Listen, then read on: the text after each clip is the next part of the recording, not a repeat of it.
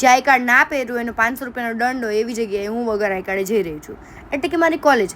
આજ સવારે હું નીકળીને તો હું મારું આઈ કાર્ડ ભૂલી ગઈ હતી. મને રસ્તામાં યાદ આવ્યું. આજે તમને લાગી જશે કે વિધિએ હેલ્મેટ કેમ પહેર્યું, કારણ કે ક્યારે હું પહેરતી જ નથી. એનું કારણ હતું એ કે મને ગેટ ઉપર રોકે નહીં કે ભાઈ તું મારા આઈ કાર્ડ કીધે આઈ કાર્ડ દેખાવ. પણ ફાઇનલી મને એન્ટ્રી મળી ગઈ હતી. ત્યાં પહોંચીને એસીવાળી લેબ ગોતી લીધી અને અમારું પ્રોજેક્ટનું થોડુંક કામ બાકી હતું એટલે એ સ્ટાર્ટ કર્યું.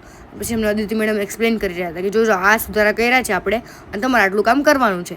અને કરતાં કરતાં મને ભૂખ લાગી ગઈ તો હું પેકેટ લઈને આવી હતી બહુ બધા, તો અમે બધાએ નાસ્તો કરી લીધો.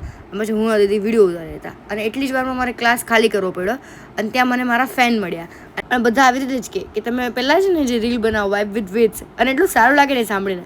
અને 4 વર્ષમાં પહેલી વાર લેપટોપ લઈને આવી રીતના હું ફરતી આવીશ, કારણ કે આટલા વર્ષોમાં મેં એક વાર પણ લેપટોપનો યુઝ નથી કર્યો મારી કોલેજ લાઈફમાં. ફાઇનલી અમારા પ્રોજેક્ટનું બધું કામ કમ્પ્લીટ થઈ ગયું એટલે મેં એમને બતાવી દીધું અને પછી અપ્રુવલ મળી ગયું એટલે ફટાફટથી નીકળી ગયા ઘરે જવા માટે થઈને.